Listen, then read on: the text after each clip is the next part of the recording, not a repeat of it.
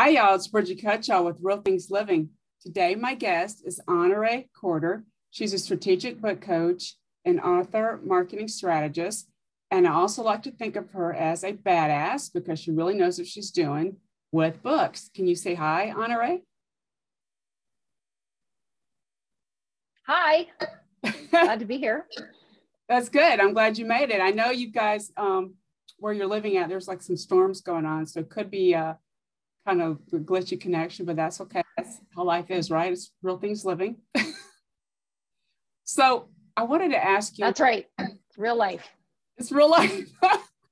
I wanted to ask you how you got into writing a book, because I know you self-published almost 50 books, and that is an absolutely amazing accomplishment. So what motivated you to do that? I met Mark Victor Hansen, who's the co-creator of the Chicken Soup for the Soul book series. And he was speaking at a conference that I was lucky enough to attend. And when he asked me what I did, I told him I was a coach and a speaker. And he said, well, everyone's a coach and a speaker. You must write a book. You have to differentiate yourself by writing a book. And so I took that advice, and it took me, longer than 10 seconds to follow through on that advice. But that was the advice that he gave me, and it ended up changing my life and my business and what I do even today. So you were you did a lot of speaking before and coaching, executive coaching, right? Kind of what it is. And so yes. I think yes. your style of writing, if people aren't aware of you, your style of writing is very conversational, which is, you can relate to what she's saying. She's not using a lot of jargon, which is helpful if you're new to the business. And I just think what you're doing is helping so many people and realizing that we all have a gift to share, a story. And that's kind of how I met Honoree. That's right. And so do you, when you coach now, because of 2020, what happened? Did that affect anything? Or you did all more online now, I'm assuming? I've always been a virtual business, and I've always worked from home for the past 25 years. So the lockdowns and COVID only served to give me more time, because I was spending less time doing meetings in person and was able to do more things online, and more people were interested in reading books. So I did not slow down. That's good. At all. If anything, I was able to be more productive because I was spending less time traveling and waiting around and things like that. That's good. I'm the same way. I've worked remotely for a long time as well. And so I used to travel to visit clients, but that kind of went away last year because it was not possible. But I just think I never really thought about how popular self-publishing would become, because my background is from that traditional aspect. But I think it's a good thing. It allows more people to get involved and share their information. I completely agree. I completely agree with you. And most of your stuff that you're involved with, is it nonfiction? Everything I've done up to this point that I've published is nonfiction, yes. Well, that's good. And that's a very popular genre. Said the right thing. And guys, she knows what she's doing. Really, trust me. I've worked with her on some on her mastermind. I know a lot of stuff, but she knows even more. And that's kind of why I wanted to have you on to kind of share the journey of being an author is very, very tough. And I think that's why some people give up. And what is your best recommendation for people who are trying to stick with it? You know what I'm saying? What is you recommend? Well, it's staying really connected to and really clear about what publishing your book is going to accomplish. It's going to elevate you to author status. It's going to allow you to establish yourself as the authority. It's going to allow people to discover you who might not have otherwise discovered you. It's going to set you apart from other people who do perhaps what you do, maybe not in the same way, maybe not with the same level of expertise, but it's going to set you apart from your peers. And so, the effort and time and energy and investment that goes into writing a book is going to pay multiples. And so when you get into that ugly middle piece, right, where you've lost the enthusiasm of the beginning and you're not quite to the exciting end where you're like, oh, here's a copy of my book, or, here's my first review, or, here's the first new client that I've generated from my book, you have to really stay connected to that in your mind, because it is a long process. It can be a long process. There are lots of decisions to make. There are lots of things to get right or get wrong.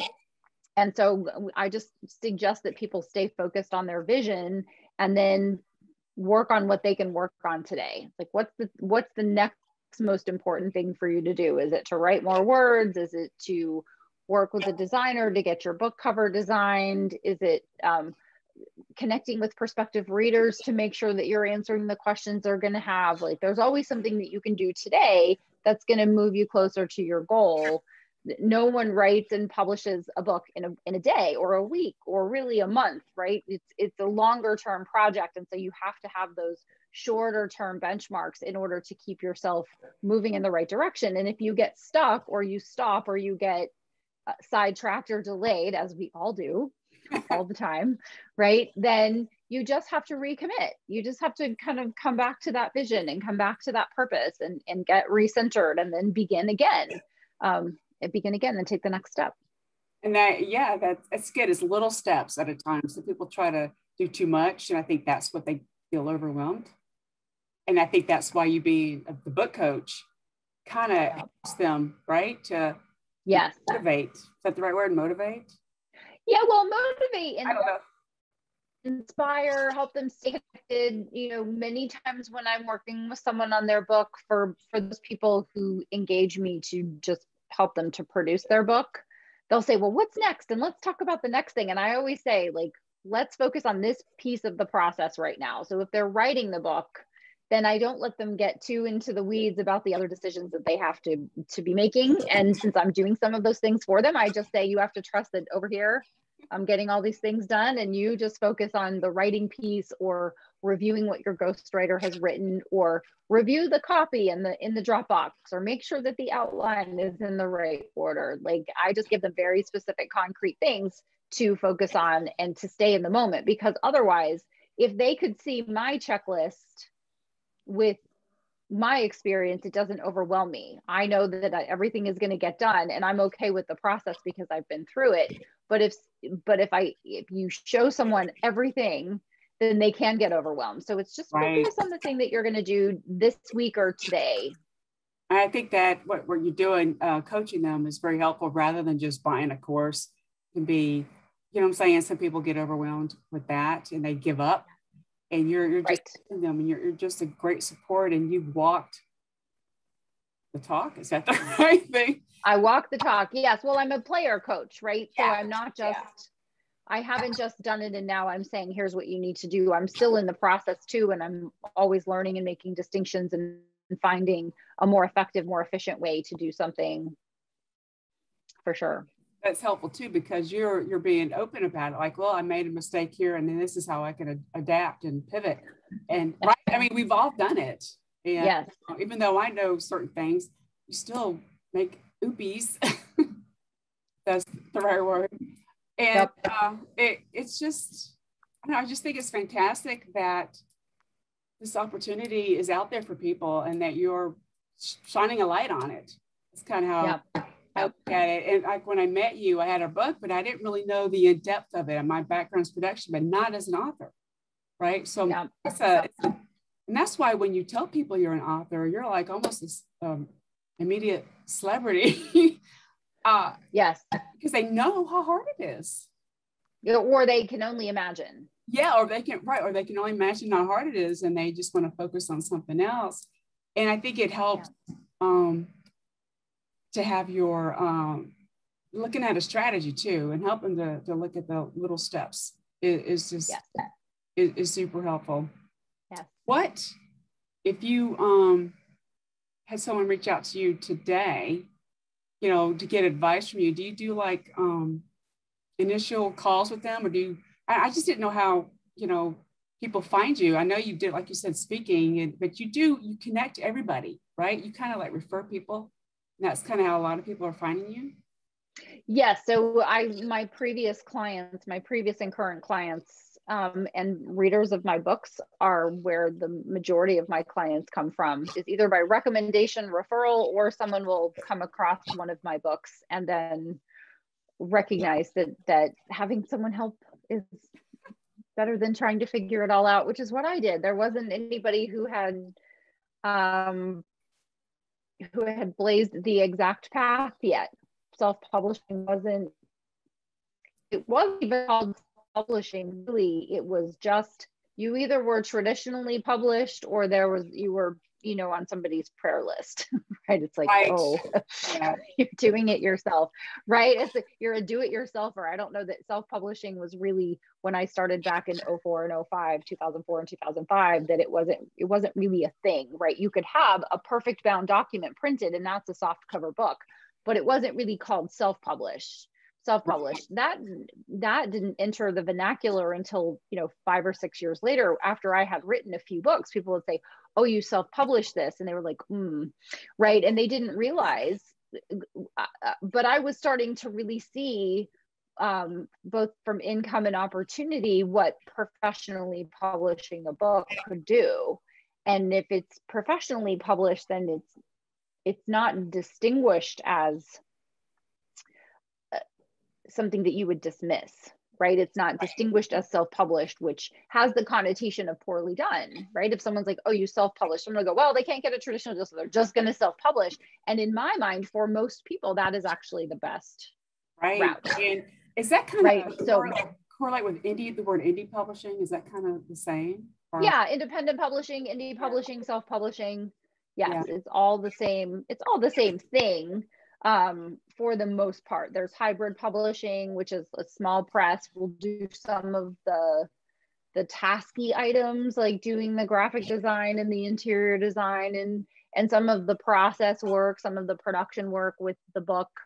In my mind, hybrid publishing and traditional publishing really serve the same function. Their job is to create a book. But the marketing always falls on the author, whether it's indie published or traditionally published. Ultimately, what most people don't recognize is that the publisher's job is to publish the book. It is not to release the book, to launch the book, to market the book. None of those things. That all falls on the author.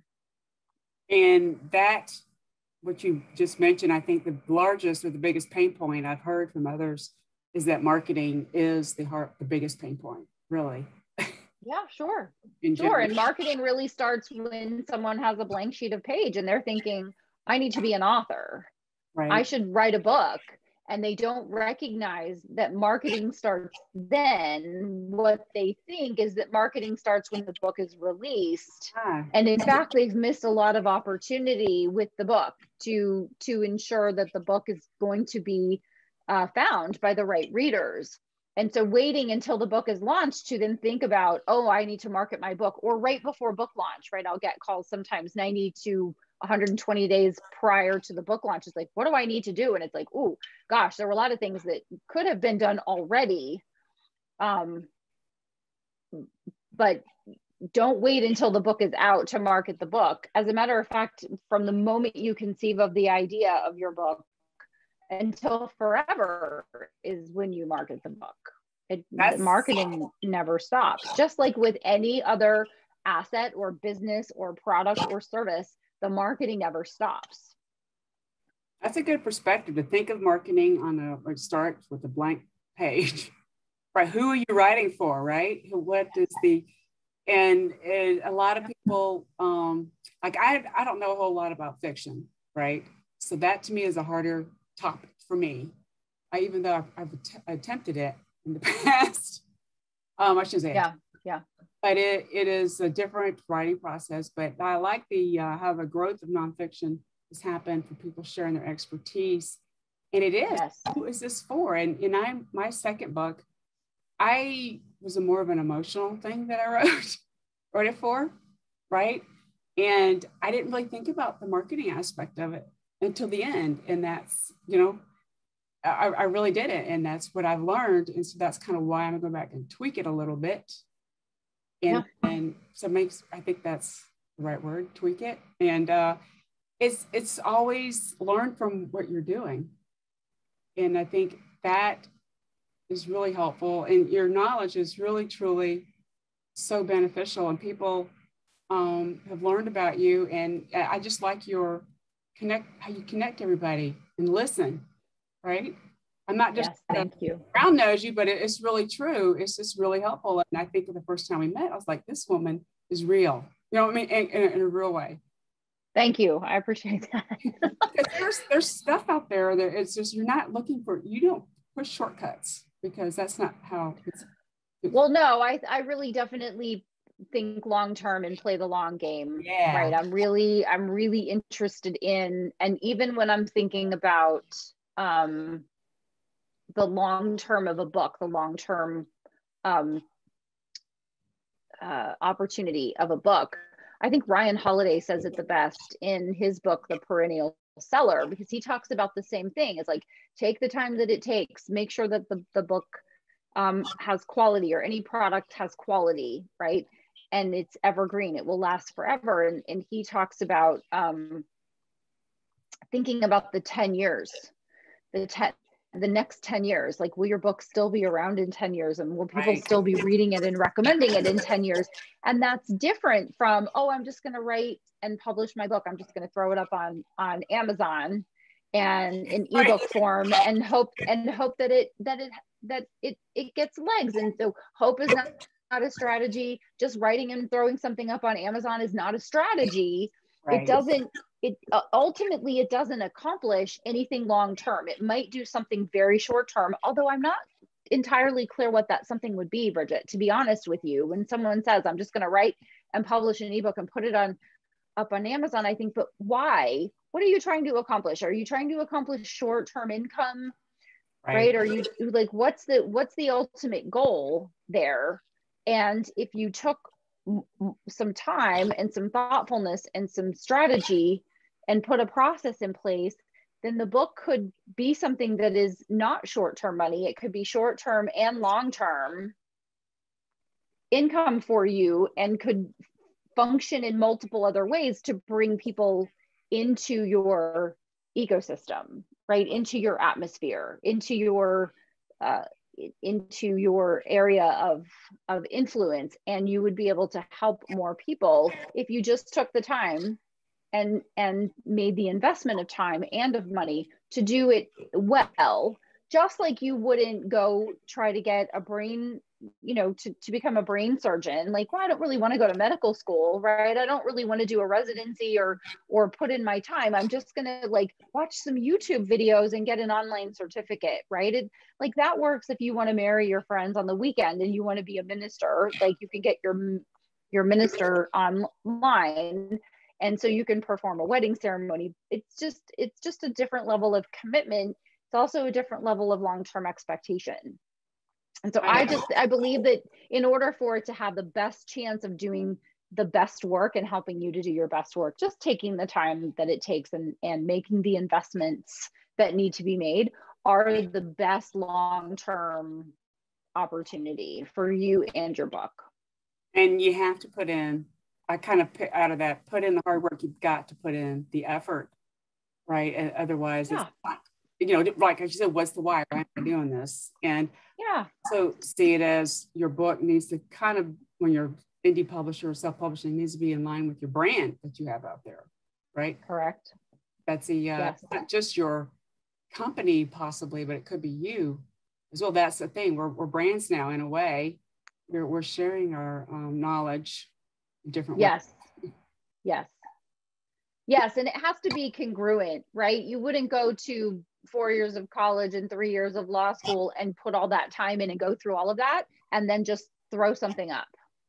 Right. It wouldn't make sense. It wouldn't make sense. I talked to someone yesterday and she said she's at the top of her game as an attorney. She charges $1,200 an hour. This is not someone who would just write and put out a little publication and call it good, right? It would have to be in alignment, because otherwise the customer that you attract is confused. Right. They're like, well, if you charge me $12 an hour, why couldn't you take more than 12 minutes to write your book? That's true. And get it in play. That's it's true. We're so easily disregarded. We're so easily disregarded when we don't take time to really pay attention to the details. right. That is, and to close the loops and to dot the I's and cross the T's. I like that. That is something that we need to be reminded of, right? Again, it goes back to, I just see so much out there about shortcuts, and it does affect your brand. Like you said, if you're only put in a few minutes to create a book and you're charging so much, you're not going to think, oh, that's kind of fishy. I mean, people can pick up. It's not, there's no connection. Yeah. There's no connection there. It's like, how does this person charge so much? And yet I'm not getting a quality product. So how do I reconcile that? And it has to be where someone understands, right, in every aspect of your interaction, that everything is at the same level. Right. And another thing I just wanted to bring up too, I noticed 20 years, because my background is the book production has exploded this year because of 2020. And a good takeaway for me is people are reading more. Mm-hmm. So I think this is a good opportunity for those who really want to write a book. You just got to dig in and do the hard work. And I'm really happy though, because nobody knew what was going to happen with books. And right. I've been one of those people. I've just always been a book lover. I have books all over my house. Yeah. I don't know why, but that's just, to me, it's like art.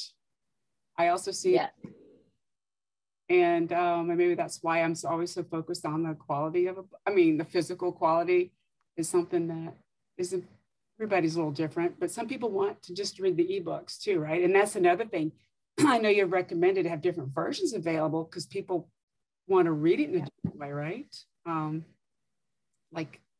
Well, I was just driving before our conversation. I spent over an hour in the car this morning, and I was listening to a book while I was driving. I couldn't read a book, but I could read a book that I could listen to. I think it's important to have the books in different formats, because your readers are going to want to consume the content in the way that works best for them. I do an awful lot of listening when I'm walking my dog or cleaning my house or spending time in the car, although not as much as before. Still 2 or 3 times a week, I'm in the car for an hour or so. And if I'm not on the phone, I'm definitely listening to something, learning something, and it's most likely a book. And when I have time to read, I have books and I'm learning from books. And when I want to be entertained, I want to read fiction, I'm reading books. Right. To me, it's definitely a fiction book is a getaway or an escape. So yes. Yes. Entering another world. Another thing too, I know a lot of books are made into movies, and I always think that the books are better for some reason. For me. Oh, that's commonly thought. Yeah, okay, it's not just me. That's commonly thought. Yes. No, it's not just you. No, okay. No. I think that it's a common statement. The book is always better than the movie. Well, that's because I guess the author's perspective in the book, and then you have the filmmaker's perspective in the actual film, and they have to tweak it too to cut it down to like, they do. That's great. The books don't have a limit in size, right? But you will only sit in a movie for 2 hours. Right. I can't. A lot of movies are coming out now are longer than that. I just can't do that. But I like to escape with books, and I like to learn from other people, and I've found myself. When I'm having a conversation with somebody, I'll bring up something that I just recently read, which I think is kind of, like, oh, it's your brain, like, okay, I can fit that into this conversation. And that's right. It helps you with your knowledge and just having conversations with people. That's correct. I agree. I think it's so wonderful that we can have this in our world right now and just I just want everybody to love books like we do. Right. Yes. When someone says they're not a reader or they don't love reading, I'm a little sad. Yes. Right. And then you can point out, hey, well, there's the audio version, right? That's another thing. There's an audio version. out there. Yes, yes, yes. Sometimes it's time related. Sometimes it's just that they never learned to love to read. That's a gift that they weren't given, which is a bummer. That's something I ingrained in my kids when they were young. They always read to them every night. And so. Me too. Right. I was in the publishing world. So I got all these books, kids' books. So we'd always, something physical in their hands. So they appreciated it, I think. But they like. Yes. Well, it was time, right? It's the gift of time. It might not be the book so much. Right. That's something that they grow to love, but they do love to spend time with mom, right? Yes. Or dad having. Right. I remember sometimes I go up there and my husband would be passed out on the floor. Sorry, if you're reading to them, at bedtime. I just thought it was funny that because we've had long days too, the parents too, but it's just a great connection. I think people who have children to just consider adding that to them. And we didn't have screens back when my kids were younger. We didn't have that. Right. No, same. Right. And I just don't. I mean, different day. And technology has its good and bad, but technology in a positive way is making it easier, by the way, for those who want to self-publish. The cost has gone down, right? So I think that's another thing. Some people, that's a limit to them, a barrier, I think. Is that the right word?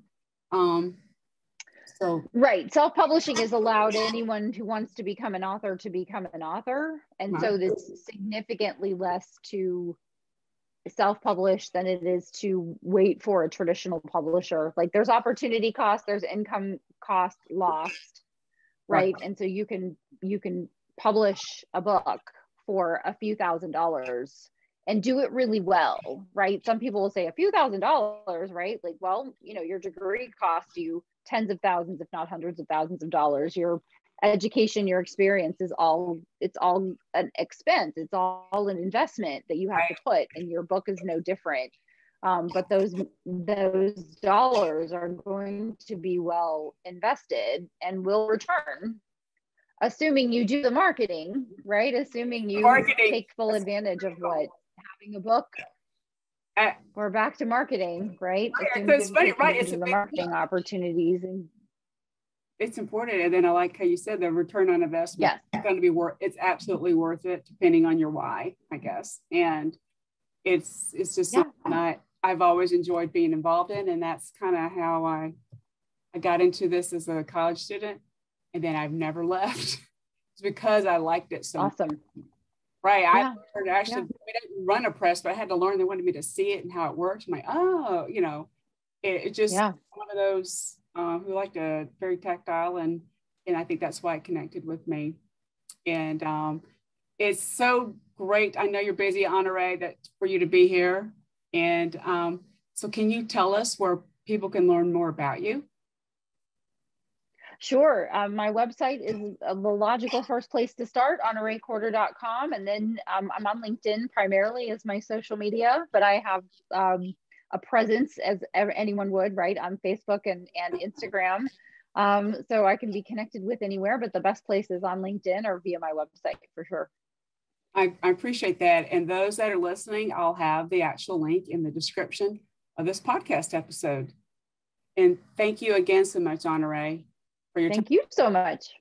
Hey, take care. Have a great day, everybody.